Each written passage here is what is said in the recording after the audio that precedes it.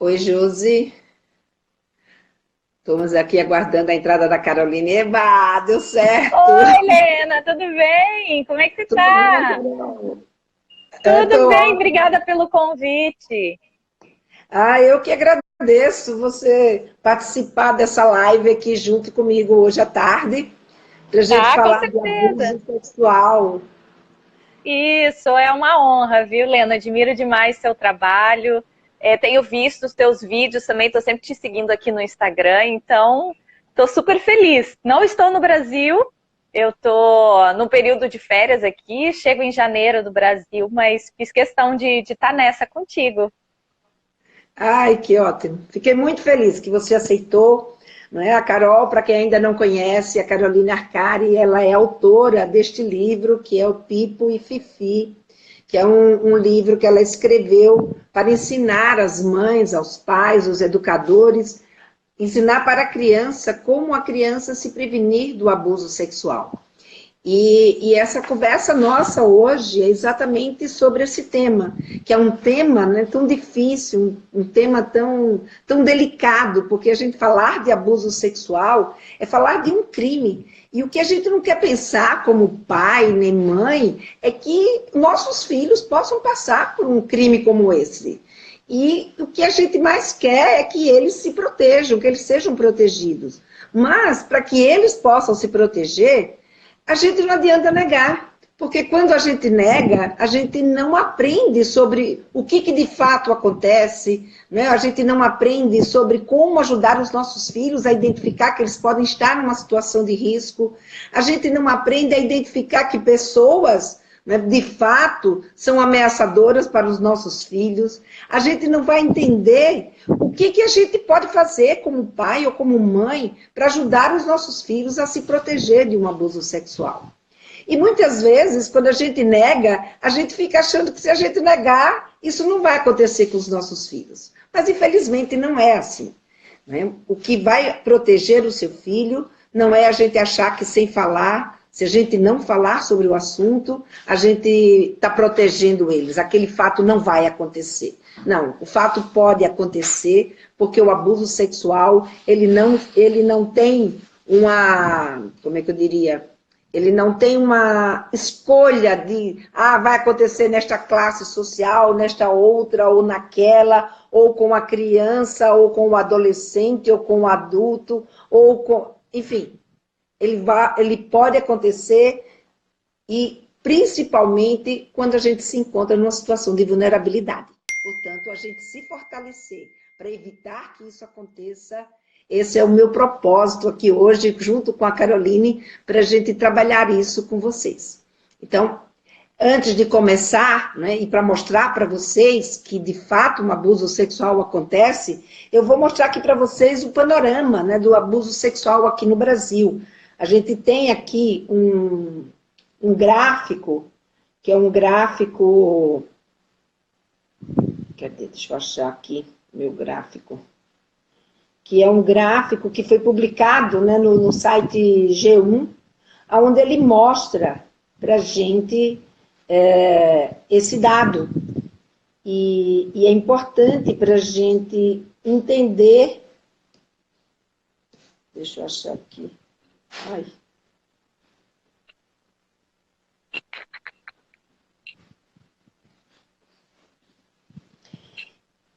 Que é um dado que mostra para a gente aí como que está, né, a questão do abuso sexual no Brasil. E a gente vai ver que 33,7% dos abusos sexuais que acontecem, eles acontecem com criança.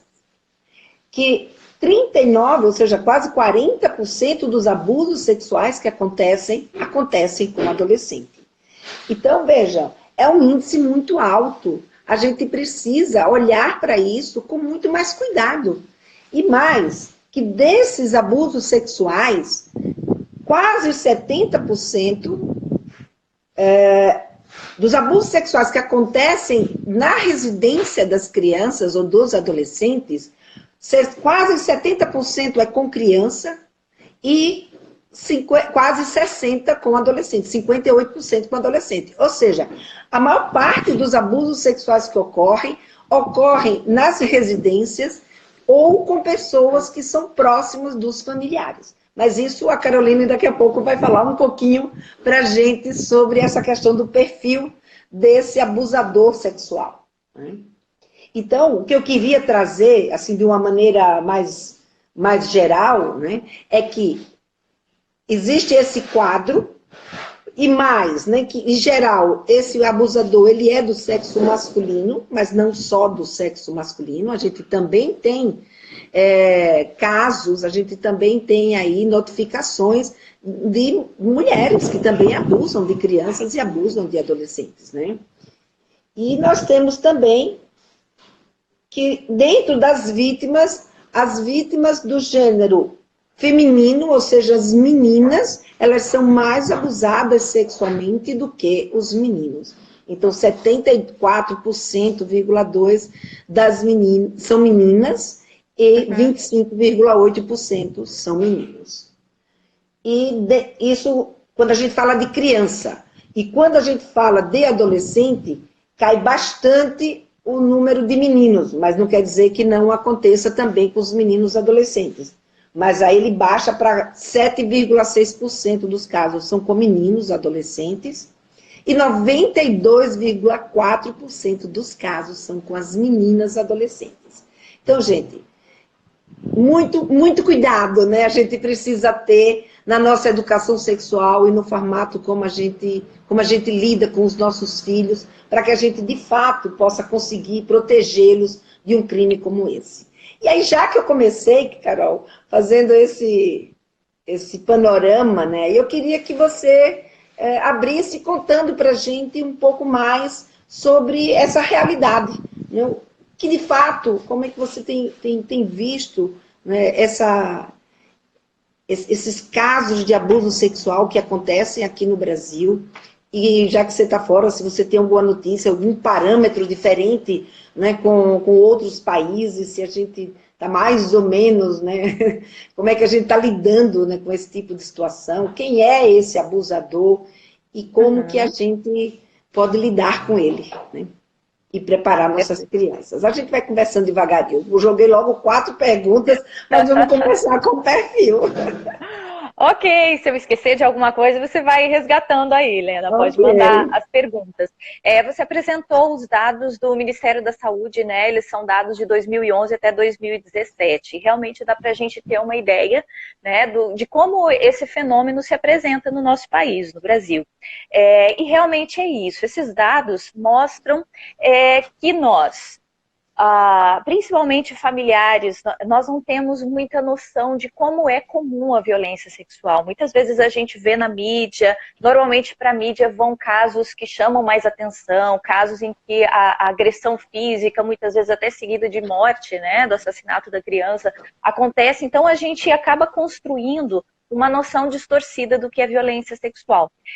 Eu acredito que é importante, a primeira coisa, a gente falar o que é violência sexual. Porque faz mais ou menos 5 anos que a gente tem falado mais sobre isso, que a mídia tem trazido com maior qualidade os debates sobre violência sexual contra crianças e adolescentes. Mas por muito tempo as campanhas fizeram com que o senso comum construísse uma imagem do que é violência sexual e que se afasta do que realmente acontece. A primeira delas é as pessoas pensarem que violência sexual se resume ao contato sexual, quando há penetração, né? Tinha até uma campanha, uma das primeiras campanhas do Disque 100, cujo slogan era: sexo com crianças é crime, Disque 100 para denunciar, né? Então, todos os atos que também são considerados pela legislação como violência sexual acabavam passando despercebidos e ainda passam despercebidos. É possível ter violência sexual sem contato físico. E muitas vezes as pessoas deixam de denunciar, elas deixam de perceber, de ter um olhar mais apurado, justamente... Dá um exemplo, Carol. Dá um exemplo de uma violência sexual que não tem um contato físico. Certo, então a gente pode classificar violência sexual com contato físico e sem contato físico. Violência sexual é o uso do corpo da criança de atividades sexuais para satisfação desse adulto ou até um adolescente mais velho, né? E que por essa hierarquia, né, em que o adulto ou adolescente mais velho vai ter um poder sobre a criança, isso vai fazer com que essas pessoas vulneráveis, né, não tenham noção do que está acontecendo, não tenham noção da consequência do abuso. Então, o abuso sem contato físico, ele pode acontecer, por exemplo, mostrando filme pornográfico para a criança, muitas vezes não a toque, mas só o fato de mostrar um material, seja imagem ou filmes pornográficos, que normalmente o abusador faz isso para dessensibilizar a criança, para colocá-la num universo erótico adulto, né? Não teve o contato. Isso não quer dizer que não teve violência sexual. As abordagens nas redes sociais, então, a partir dos 13 anos já é possível ter um perfil no Facebook, né? Então, existem muitas abordagens, às vezes o abusador mora, né, super longe, está lá em outro estado, mas faz propostas. Eu tive uma aluna, na época, ela tinha exatamente essa idade, ela estava com perfil no Facebook, e esse abusador, a gente fez a denúncia e nunca foi rastreado, a gente não sabe de onde era essa pessoa, mas ele mandava propostas para ela. Primeiro estabeleceu o vínculo, né, dizendo que ela era bonita, que as fotos chamaram a atenção, e depois que eles tinham um certo vínculo, ele fazia propostas. Se ela mandasse foto de tal parte do corpo, ele depositaria créditos no celular dela, né? Havia até uma troca ali. E para o adolescente, né, o que é mais interessante? Eles querem acessar lá aplicativos, YouTube, né? Para ela via isso como uma vantagem e não percebia que era violência sexual. Então, veja, não teve contato, mas houve crime, né? Então, sim, comentários maliciosos, comentários eróticos com a intenção de despertar o interesse da vítima, observar a vítima. Às vezes isso acontece na dinâmica familiar, até porque a maioria dos abusadores estão dentro de casa, mas tem abusador que se excita ao olhar a criança tomando banho, se vestindo, então ele passa a espiar. Ou então mostrar o próprio corpo, né? Que isso é uma das fases também do processo de dessensibilização.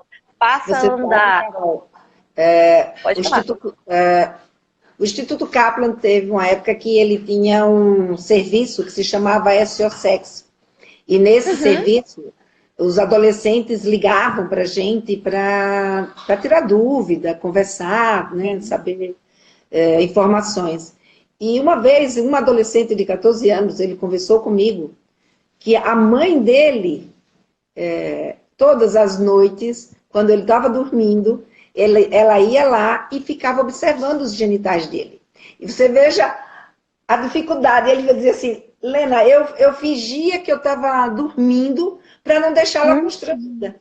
Mas isso é uma violência sexual, né? Pelo que você está aí colocando. Então, sim, exatamente.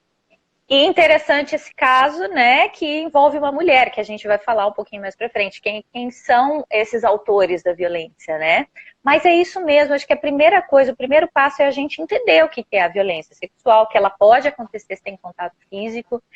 Com contato físico, não só a conjunção carnal, legalmente a gente chama de conjunção carnal, a penetração pênis-vagina, e a gente chama de atos libidinosos, né? Tanto a penetração pênis-boca, a penetração pênis-ânus, a gente chama de atos libidinosos, junto com várias outras coisas. Por exemplo, tocar no órgão genital da criança, né? Masturbação mútua, os beijos maliciosos, os toques no bumbum, nas mamas, né? Tanto dos meninos quanto das meninas. Então, tudo isso é violência sexual. E para quem está curioso também, quer se aprofundar um pouco, a gente tem no Código Penal um capítulo chamado Crimes contra a Dignidade Sexual, e lá tem, né, todos os nomes de todos os crimes e o que eles significam, né? Então, acho que como primeiro passo é importante a gente saber disso.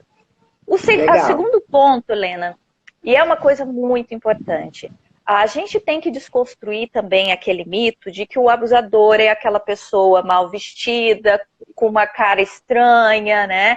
Que normalmente é retratado nas campanhas como um monstro, como uma figura ameaçadora, e normalmente não é. A maioria dos casos alguém nojento, né? Eu sempre brinco nas minhas formações, aquele famoso homem do saco, né? Eu não sei se no Brasil todo tem esse nome, mas lá no Sul, porque eu nasci em Curitiba, lá no Sul, às vezes os adultos, para disciplinar a criança, falavam, olha, se você voltar tarde para casa, o homem do saco vai te pegar. Então, o homem do saco é aquela figura, né, que é um estranho, esquisito, mal vestido, né, que não tem higiene, que claramente a criança vai identificar que poderia ser uma pessoa do mal, né? Mas o abusador é alguém de dentro de casa. Os maiores denunciados no Brasil são pais e padrastos, né? E isso é uma tendência nos dados mundiais. Pais e padrastos são os maiores denunciados, seguidos de tios, avós, cunhados, e a gente tem uma pequena porcentagem que são abusadoras mulheres. Mas a forma como esse abusador se aproxima da criança é diferente do que a gente construiu pelo senso comum. O abuso sexual não é aquela ação pontual em que se pega a criança à força pelo braço e a criança resiste, chora, fica assustada. Se fosse assim, os abusadores não conseguiriam abusar por tanto tempo. Quando uma denúncia chega, seja pelo Disque 100, no serviço, na delegacia, no conselho tutelar, na maioria dos casos essa criança já está sendo abusada há semanas, meses, anos. Como que isso funciona? O abusador ele estabelece um vínculo de confiança, tanto com a criança quanto com a família dela. Então, o que a gente chama de fase de sedução. O adulto se aproxima da criança de modo a tornar o toque interessante. Ele é um adulto que brinca, que ouve a criança, que dá presentes, que dá colo, carinho. E claro que isso que a criança entende como carinho é exatamente nesse processo que ele se aproxima de modo a tocá-la nas partes íntimas. Então a criança já não sabe mais o que é afeto, o que é amor, o que é atenção e o que é abuso. Porque é progressivo, não é de um dia para o outro que vai cometer um ato com penetração, conjunção carnal, não é assim. Ele começa tocando a criança, ele vai conquistando a criança e seduzindo até o ponto dela ter uma confiança nele, né? Isso, e ela desenvolve afeto, ela desenvolve uma dependência emocional, porque aquele adulto passa a ser uma pessoa extremamente importante para ela. E uma coisa que todo adulto tem que saber, quando o abusador toca a criança, vai tocar nas partes íntimas, ele toca de forma gentil, ele não toca para provocador. E isso é muito confuso para a criança. Por quê? A gente costuma ensinar a criança a se proteger falando que violência é algo que dói. Então, quanto mais nova a criança, mais concreto para ela é esse conceito de violência. Então, ela vai lembrar de um beliscão, de uma palmada, de algo que deixa uma ferida, um roxo, sangue. Para ela, isso é violência. É algo que causa dor. Mas a violência sexual, o abusador se aproxima da criança e quando ele toca, ele, na verdade, vai causar prazer. E é aí que está a forma com que ele manipula o comportamento da criança para que ela se cale. Porque ela passa a se sentir culpada, porque o corpo dela reage. O corpo dela reage. Se o menino é tocado no pênis, ele tem uma ereção, mesmo que aqui ele não queira, ele entenda que é violência sexual, mesmo que nos sentimentos ele não queira, o corpo dele reage, porque é fisiológico. Então a criança passa a se sentir extremamente culpada. Muitas vezes por não querer o abuso, às vezes ela até já participou de campanhas, entende que aquilo é abuso, mas ela acha que fez parte daquilo. E se sente culpada por ter sentido uma coisa gostosa, porque o corpo vai reagir ao prazer, ele vai reagir com prazer, mesmo que ele esteja somente físico, e haja uma confusão emocional da criança. Por isso e aí, que é tão importante. Se essa criança ela está num ambiente familiar, onde a conversa sobre sexualidade não existe, ou qualquer tipo de fala sobre esse assunto foi negado, foi castigado, isso, como é que isso vai afetar essa criança, né? Ou seja, ela não vai encontrar empatia se ela já está vivendo um processo de culpa. E trazer isso à tona para os pais, ele vai precisar ter uma confiança muito grande nessa mãe, nesse pai, para poder conseguir se colocar, né, Carol? Exatamente, Helena. As pesquisas já mostram que as crianças que não têm educação sexual, elas estão mais vulneráveis de fato. Porque para uma criança verbalizar que, sei lá, o titio tocou no bumbum dela, que alguém fez alguma coisa, tocou nas partes íntimas, tocou nas partes privadas, ela precisa ter um vocabulário, ela precisa saber sobre essas partes do corpo, ela precisa não ter o constrangimento para falar sobre isso. Então, se você não fala sobre sexualidade, né, como vivência saudável, aquele corpo que é também um corpo que recebe, sente prazer, tem desejo, se você não fala dessa sexualidade saudável... Que não é, que mesmo que ela não queira sentir, ter que se tocar, pode até dar uma sensação gostosa, mas que isso não era para ser feito, né? Exato. Então, se a criança não tem esse espaço para dialogar, é muito mais difícil para ela pedir ajuda em relação à violência sexual. É difícil para ela detectar a diferença dos toques, o que é um toque saudável, que realmente é afeto, é carinho, do que é um toque abusivo. É difícil para ela falar, porque ela vai ter vergonha, né? Então, se não é um ambiente que tem esse espaço de diálogo, as pesquisas já mostraram que a criança que não tem educação sexual responsável, de qualidade, ela está mais vulnerável.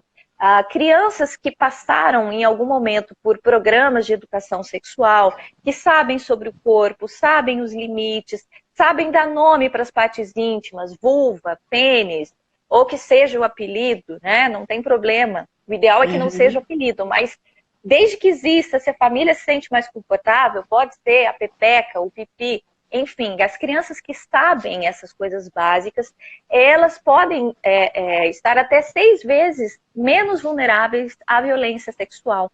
É o que as pesquisas mostram em estudos das ferramentas que as crianças têm, que se chamam ferramentas de autoproteção, e que podem auxiliá-las, tanto a detectar precocemente, né? Porque se a violência sexual é uma progressão, se ela detectar nas primeiras abordagens, é mais fácil ela pedir ajuda, quanto ela ter ferramentas para identificar essas pessoas de confiança.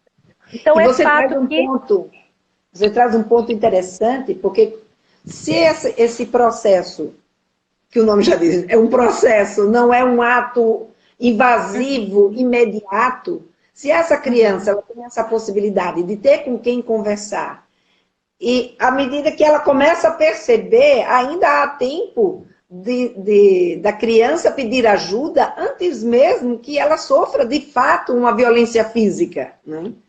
Exatamente.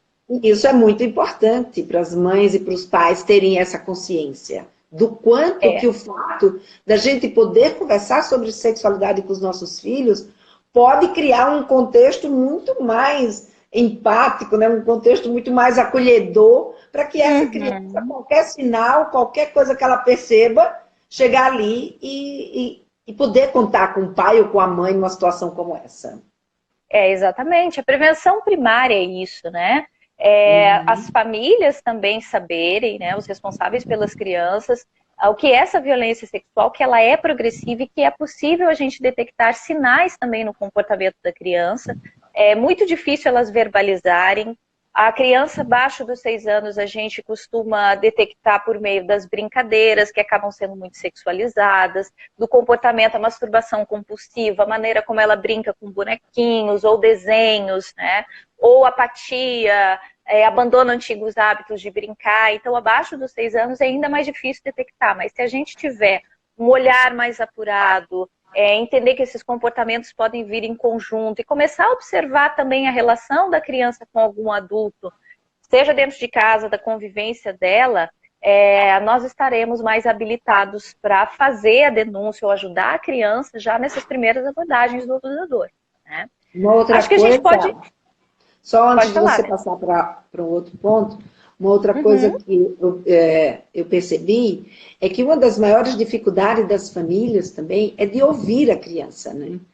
E eu até conto uma história, eu fiz um artigo essa semana que eu publiquei sobre prevenção de abuso sexual, e eu até conto uma história de quando eu era criança e que tinha um amigo do meu pai que ia em casa e dava aqueles beijos lambuzados e a gente saía correndo e não queria cumprimentar. Mas a minha mãe, ela insistia, não, vai lá, vocês têm que cumprimentar. Então, até que ponto, né, esse rigor com a etiqueta ou com ter que cumprimentar determinadas pessoas, a gente deixa de ouvir um sinal que o nosso filho ou a nossa filha pode estar ali dizendo, não quero. Se ele via sempre cumprimentando aquela pessoa e de repente ele começa a ter um comportamento diferente, Bota tento nisso, né? Como diz aqui no Nordeste. Bota tento nisso, porque alguma coisa pode estar acontecendo, né?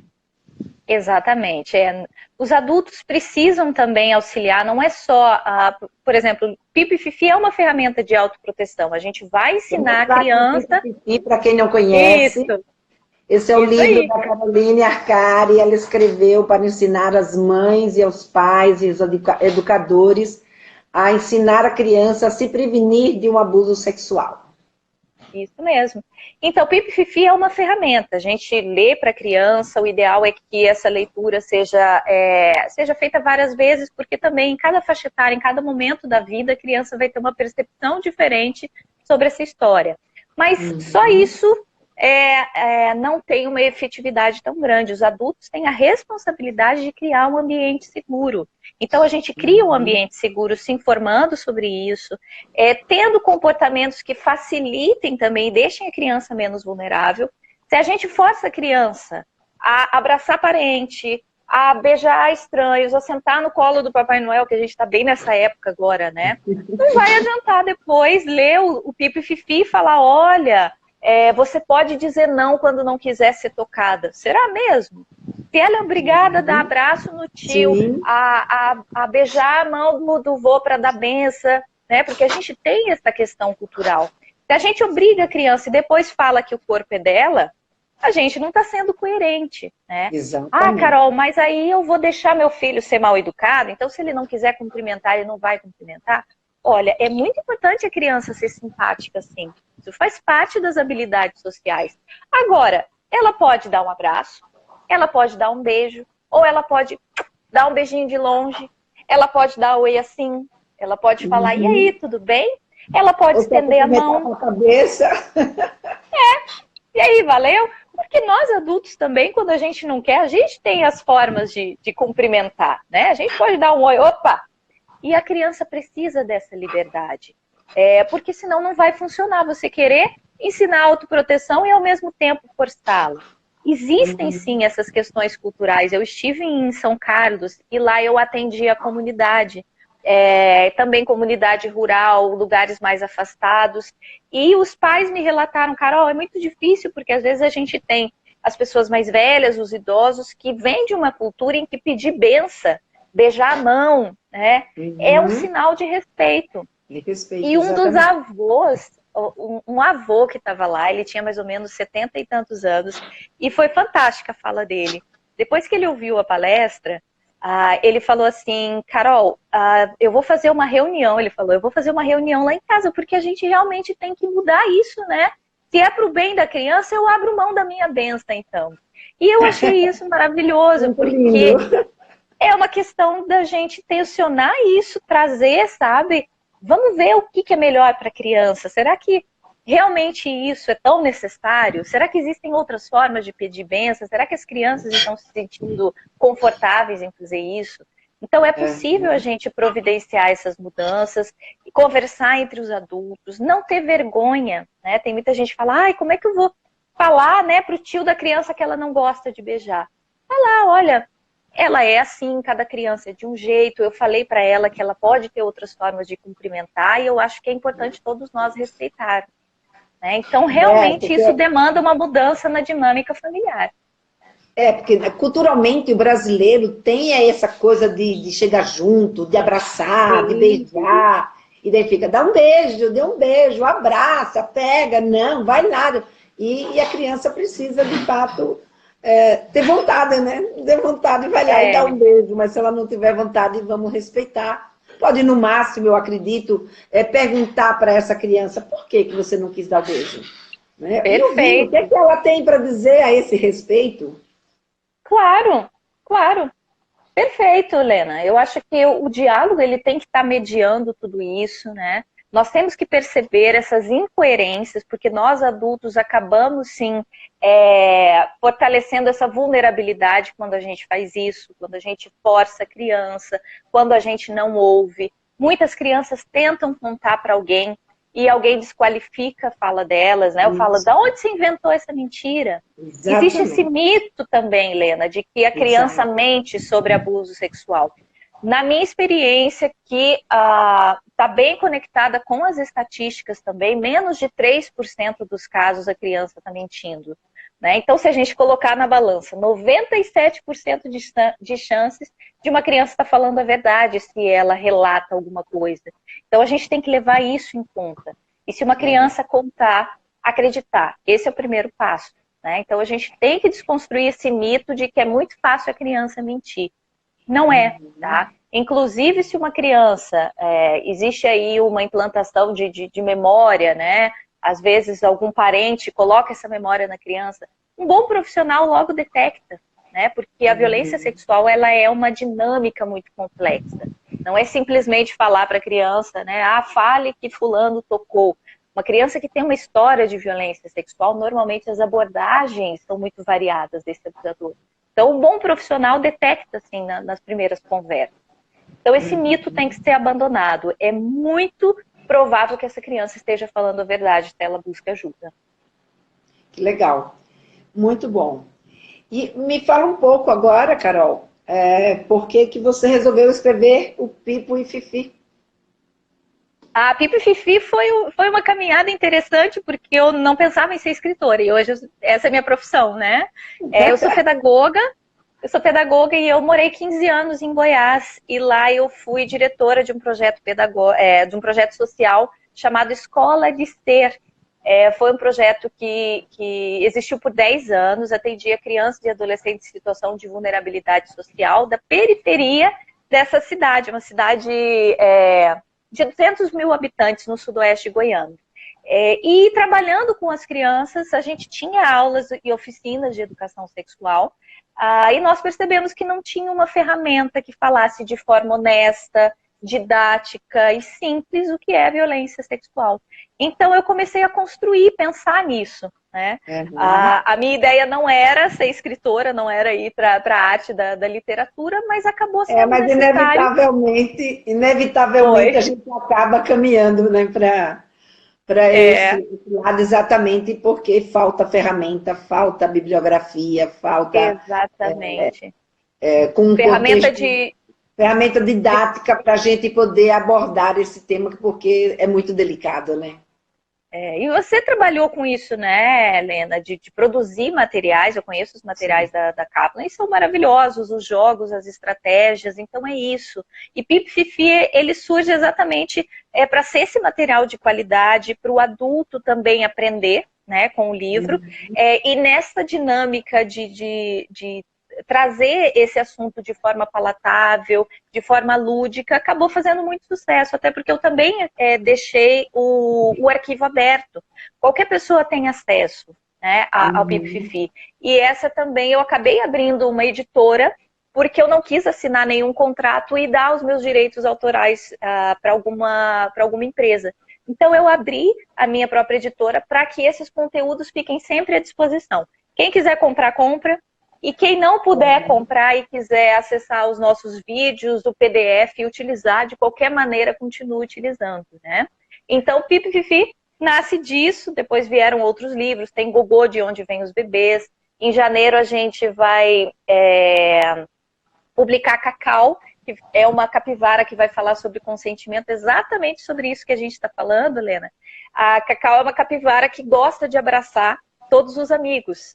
Então, ela aprende que não são todos que gostam ou que querem ser abraçados, e ela vai aprender como identificar o que é consentimento. Né? O que é o sim, o que é o não, como que a gente percebe que uma pessoa não está afim de um toque, e como ela também aprende a se proteger. Então, eu adorei escrever esse livro, estou super empolgada, porque eu também acho que é um tema muito necessário. Né? Nós adultos, às vezes, não sabemos o que significa consentimento. Não é à toa que a gente tem aí no Brasil uma mulher estuprada a cada 11 minutos. Né? E muitos desses casos também envolvem estupro marital, ou seja, dentro de uma relação, a mulher se sente obrigada, ou o companheiro acha, né, que se ela está cansada, mesmo assim pode rolar. Né? É só ela virar para o lado e ele faz o serviço. Então, assim, a gente ainda tem uma cultura que é muito abusiva, né? E nós precisamos trabalhar nessa prevenção. Já que você falou disso, pode falar. já que você falou disso, eu queria que você trouxesse, a gente aqui aproveitando, né, esse espaço, que você falasse um pouco, porque quando a gente estava conversando, você colocou uma coisa que eu achei muito interessante, que foi o fato de que abusadores são educados, aliás, tem uma educação que pode levá-los a ser um abusador. Então, aqui, aí eu fiquei pensando, puxa vida, a educação sexual é uma coisa tão necessária, porque do mesmo jeito que a gente prepara uma criança para que ela possa se proteger de um abusador sexual, a nossa educação também pode levar uma pessoa a se tornar um abusador sexual. Eu queria que você falasse um pouco sobre esse contexto. Sim. As pessoas costumam utilizar o termo pedófilo para se referir a qualquer autor, né, da violência sexual, ou usar o termo pedofilia para se referir à violência sexual em si. Então, a gente sempre vê no jogo pedófilo preso. A violência sexual infantil, né? Isso, exatamente, contra a criança, né? Mas o fato é que pedofilia, o termo pedofilia, a gente roubou esse termo da área clínica e a gente usa de um jeito bastante errado. Pedofilia é o nome de um transtorno de preferência sexual. Inclusive, existe um CID, que é o Código Internacional de Doenças, né? Então, pedofilia não é o nome do crime. Você pode procurar em qualquer legislação nossa, você não vai achar um crime chamado pedofilia. O nome do crime é estupro de vulnerável. Ou pode ser exploração sexual, ou pode ser satisfação da lascívia de outra. Então, tem os nomes na legislação. Os nomes bem chiques, né? Exatamente, o juridiquês, né? Mas pedofilia não é o nome de um crime. Pedofilia é o nome de um transtorno de preferência sexual.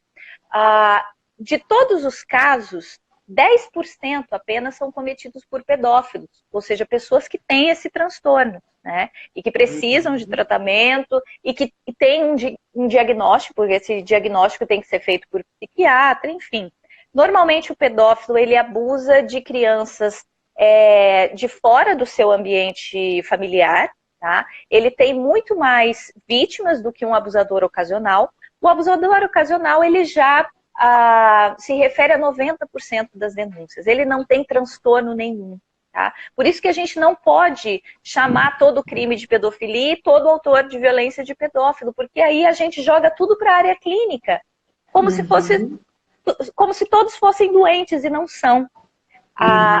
O abusador ocasional, ou seja, 90% dos autores, eles abusam porque querem, porque são autorizados socialmente, porque aprenderam, porque a vida deles e a cultura onde eles estão inseridos autorizaram esse tipo de violência. Normalmente, o abusador ocasional, diferente do pedófilo, ele tem relações sexuais com pessoas adultas do mesmo nível de maturidade, tem relacionamentos, tem prazer com outros adultos, mas também exercem essa atividade sexual com a criança, e eles não sentem somente prazer sexual, é também o prazer de exercer poder sobre alguém. Tá? Quando um pai abusa da filha, normalmente ele tem prazer tendo relações sexuais com a mãe, com a sua companheira, mas ele também abusa das filhas ou até de meninos, tá? Meninos também são abusados, porque é uma relação de poder.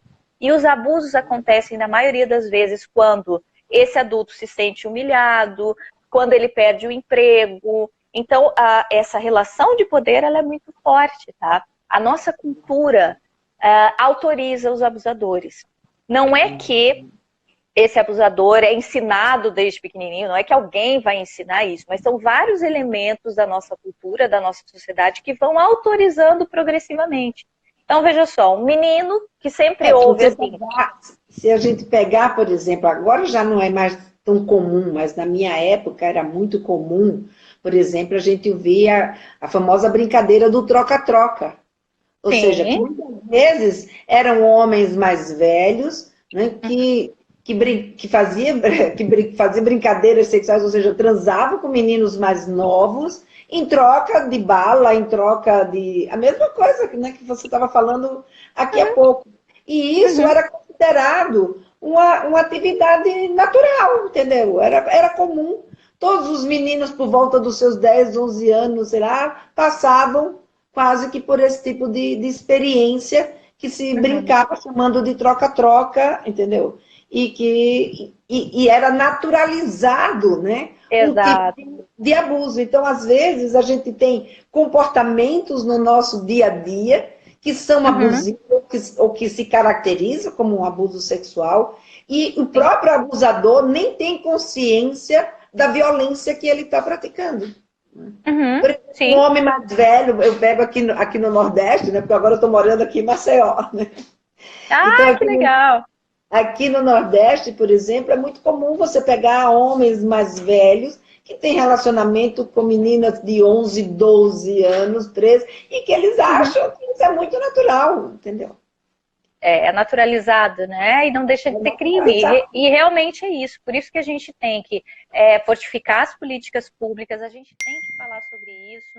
Né? A educação sexual também ensina para o menino o que é consentimento, ensina a legislação, né? Porque durante muito tempo isso foi tolerado. A gente é o 4º país do mundo em número de casamento infantil.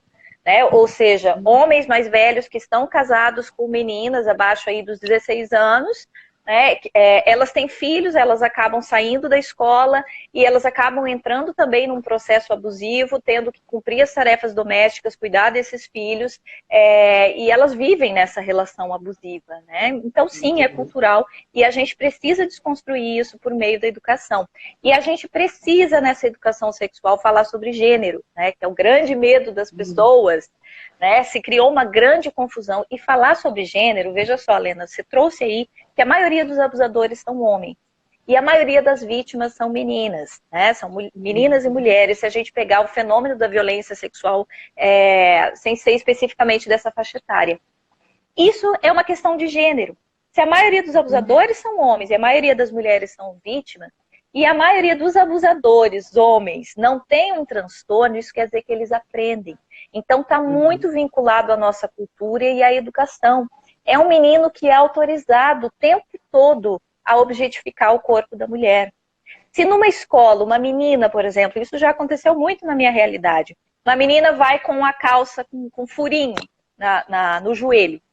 A menina é mandada para casa para trocar a roupa e nunca se fala com o menino que ele não pode ficar olhando para o corpo da menina, que ele não pode querer colocar a mão no tal do buraquinho, que foi isso que aconteceu com uma aluna. Ela veio contar que na escola dela, a diretora pediu para ela voltar para casa. Veja, ela perdeu um dia de aula, ela perdeu 4 horas de estar na escola para ir para casa, porque segundo a diretora, falou que os meninos iam querer colocar o dedo no buraquinho da calça. Né?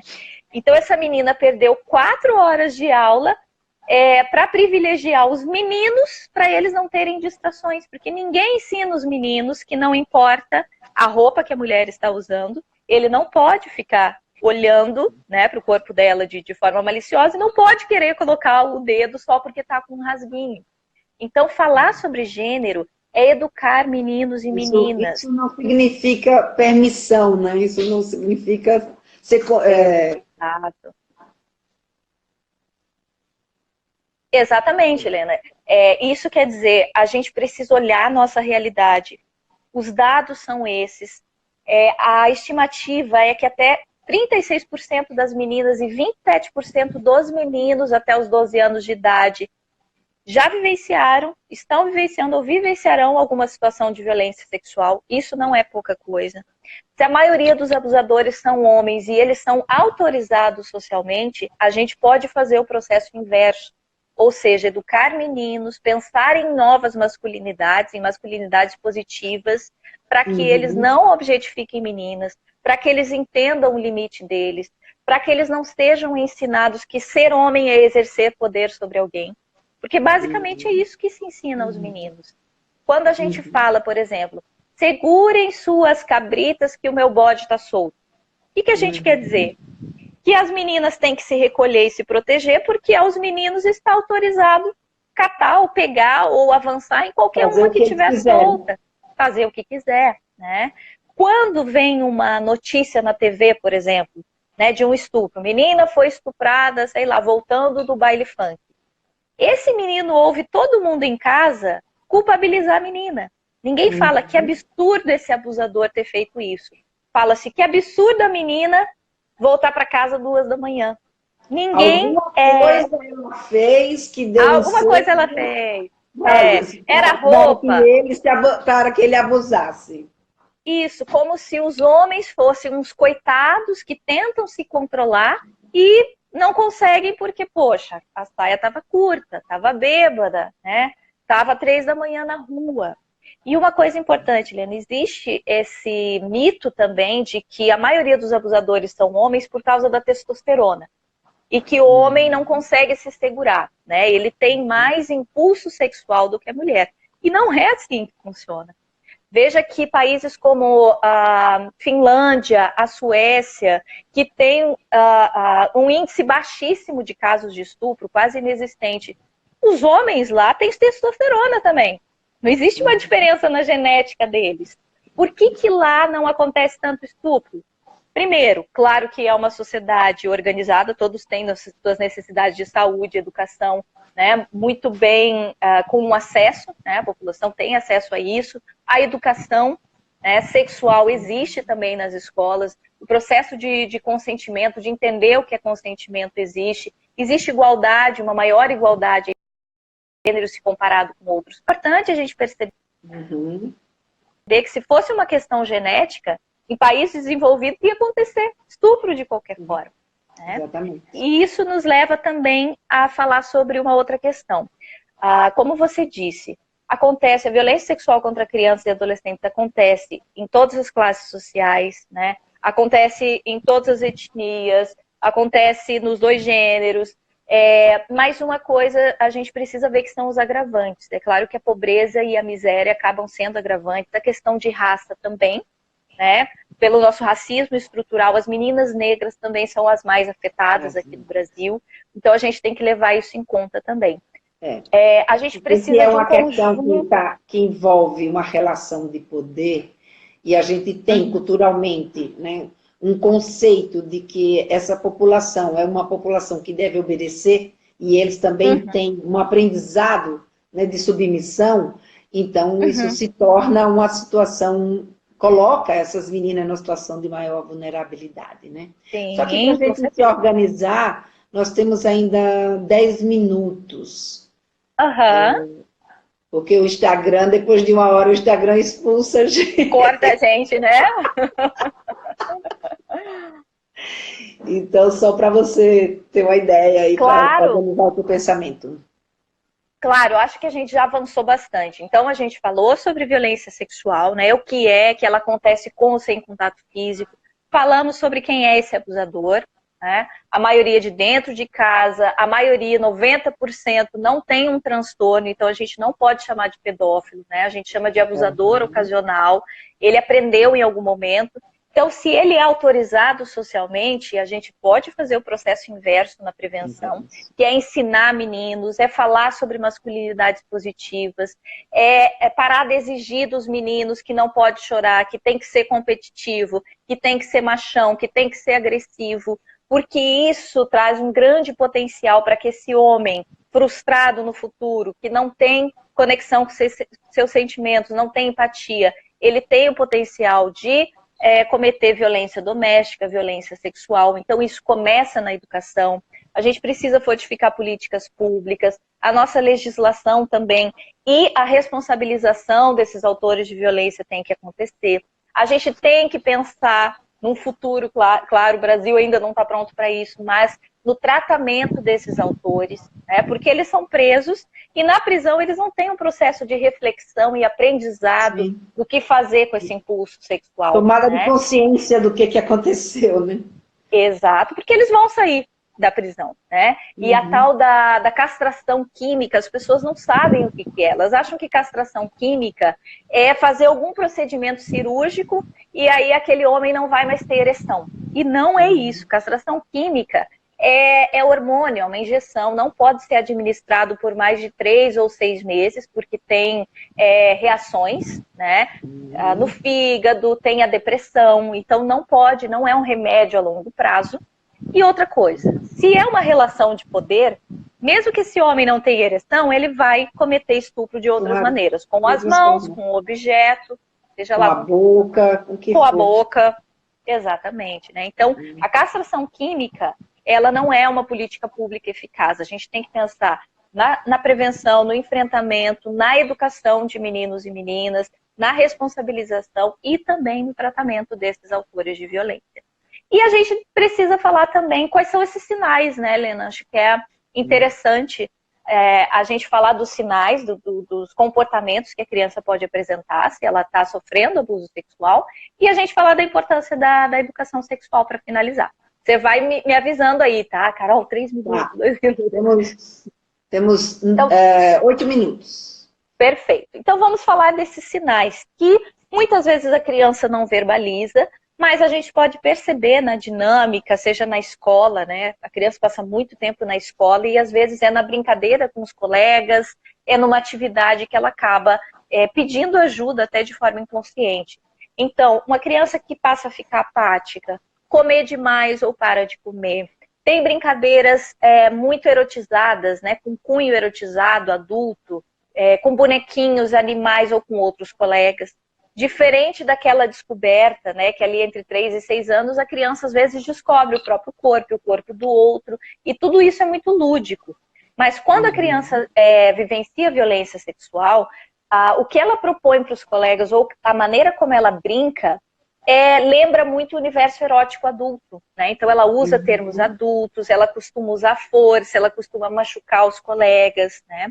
Quando uma criança faz isso, a gente não diz que ela é uma abusadora sexual, mas possivelmente ela é vítima e ela está reproduzindo a violência sexual. Por isso que tanto a criança que cometeu algo contra o colega, quanto aquele que sofreu, ambos são vítimas, tá? É assim que a gente trata essas situações. Criança que se masturba compulsivamente, mesmo que você oriente, a criança continua fazendo isso, fica com a área genital vermelhinha. A criança que passa a ficar muito agressiva. Os meninos têm maior tendência a ficarem agressivos do que as meninas. E não é um código genético também. É porque nós ensinamos os meninos a colocarem mais para fora, a serem agressivos com a violência e as meninas a serem mais passivas. Então, em um caso de violência sexual, pode ser que a menina se cale mais e o menino se torne mais agressivo, né, e cometa outros atos abusivos contra os colegas.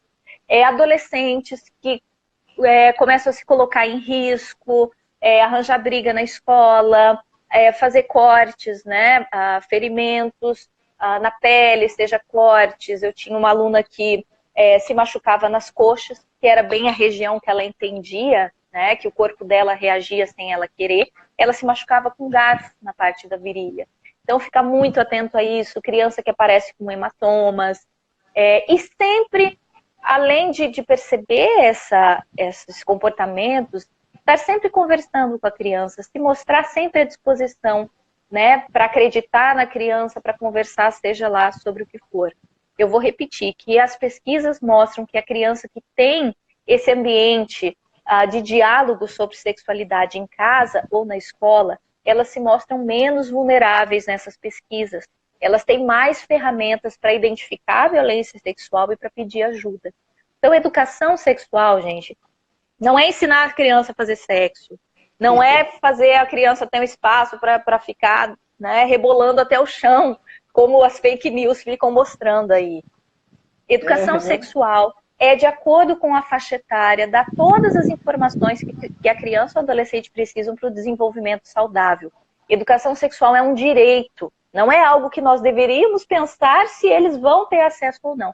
É um direito, isso já está garantido na legislação. Exatamente. E além disso, além de ser um direito, né, Helena, é pela educação sexual que a gente tem as ferramentas mais eficazes de prevenção no que a gente pode acessar em relação à criança, a fortificação dela em todos esses ambientes. Então, falar sobre o corpo, falar que esse corpo reage, falar o que é prazer, porque se esse abusador tocar a criança e ela sentir isso, ela tem que saber que a culpa não é dela, que a culpa é do abusador. A gente precisa dar nome para esse corpo. Ela precisa saber de onde vêm os bebês. Isso não vai não vai tornar a criança erotizada por saber o que é a relação sexual. Pelo contrário, a criança vai saber que relação sexual, fazer bebês, é uma atividade de adulto. E que nenhum adulto pode fazer isso com ela. Então, essas informações, a educação sexual tem um poder muito grande de prevenção. Tem ferramentas muito importantes para que eles saibam identificar, ter uma vida mais saudável, buscar ajuda. E a gente tem essa função, seja família, escola, tá? Escola também é um ambiente de educação sexual, porque se a criança sofre violência sexual no ambiente familiar, intrafamiliar, e fosse tarefa só da família, educação sexual, como é que ficariam essas crianças? Né? Exatamente. Então, a escola é um espaço. Até porque todas as pessoas que são significativas para a criança vai interferir na sua educação sexual, né? Porque a educação sexual, como você mesmo colocou, além do que a gente vai falar com ele, tem as atitudes que nós temos frente a ele, frente às situações que nós viramos modelo, né? E aí o nosso tempo está aqui acabando, Carol, mas eu quero dizer que, olha, um prazer imenso ter você aqui, junto com todo o pessoal aí que me segue, e eu acho que o conteúdo de hoje, ele veio, assim, dar uma ajuda bem grande para as mães. Eu amei estar aqui com você. E espero que a gente marque outras lives, né? Claro! Começar a ter aí algumas coisas mais específicas. Hoje a gente falou de uma forma geral, para contextualizar o abuso sexual, né? E divulgar aqui o livro da Carol, Pipo e Fifi, né? Que ajuda a ter uma ferramenta importante que vai ajudar todas as mães e pais a abrir esse diálogo com a criança sobre o abuso sexual. E tem um monte de material gratuito lá, Lena, no pipoefifi.org.br. Tem história, tem atividade para pintar, tem jogo de tabuleiro, tá tudo gratuito lá, o pessoal baixar e utilizar. Parabéns pelo teu trabalho, viu, Lena? Estou acompanhando e, assim, essencial a gente continuar essa caminhada. Obrigada, querida, uma honra estar aqui com você, viu? Obrigada pelo pessoal aí que acompanhou a gente, né? Isso. Infelizmente não deu tempo para a gente abrir. É tanta coisa para a gente conversar. Pra falar, né? Mas é verdade. A gente hoje deu um panorama geral, né? E vamos divulgar isso aí para ele fica 24 horas ainda aqui no Instagram. Então quem não assistiu pode compartilhar, né, com outras suas amigas, com outras pessoas que vocês acham que esse conteúdo é para todas as mães, para todos os pais, para todas as pessoas que convivem com criança. E isso aí.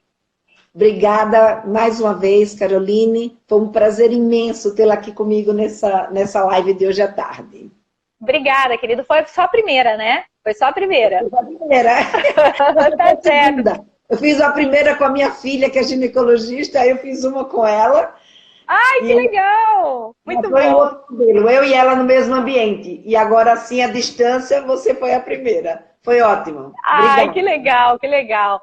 Tchau, Lena. Obrigada. Obrigada aí o pessoal que acompanhou. Obrigada. Valeu. Beijão.